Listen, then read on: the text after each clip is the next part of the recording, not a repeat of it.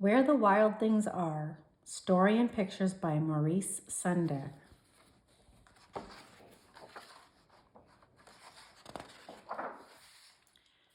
The night Max wore his wolf suit and made mischief of one kind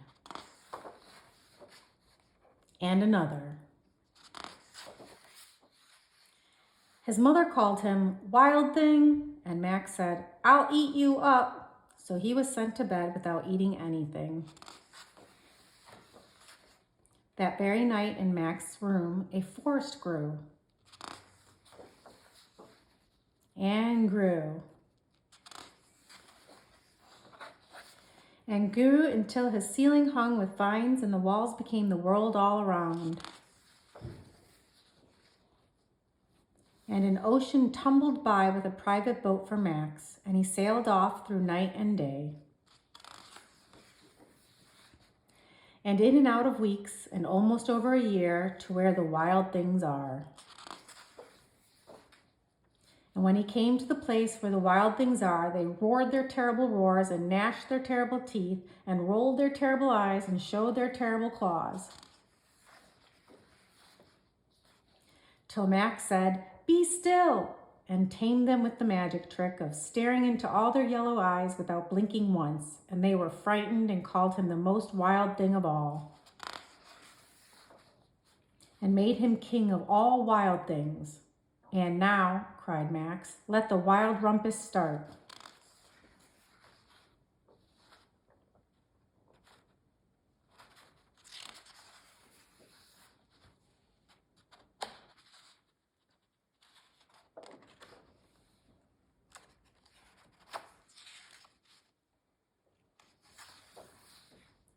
"Now stop," Max said, and sent the wild things off to bed without their supper. And Max, the king of all wild things, was lonely and wanted to be where someone loved him best of all.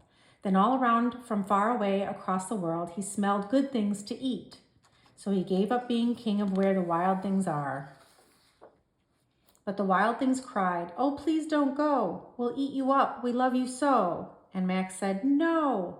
The wild things roared their terrible roars and gnashed their terrible teeth and rolled their terrible eyes and showed their terrible claws.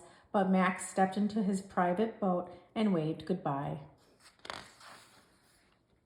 And sailed back over a year and in and out of weeks and through a day.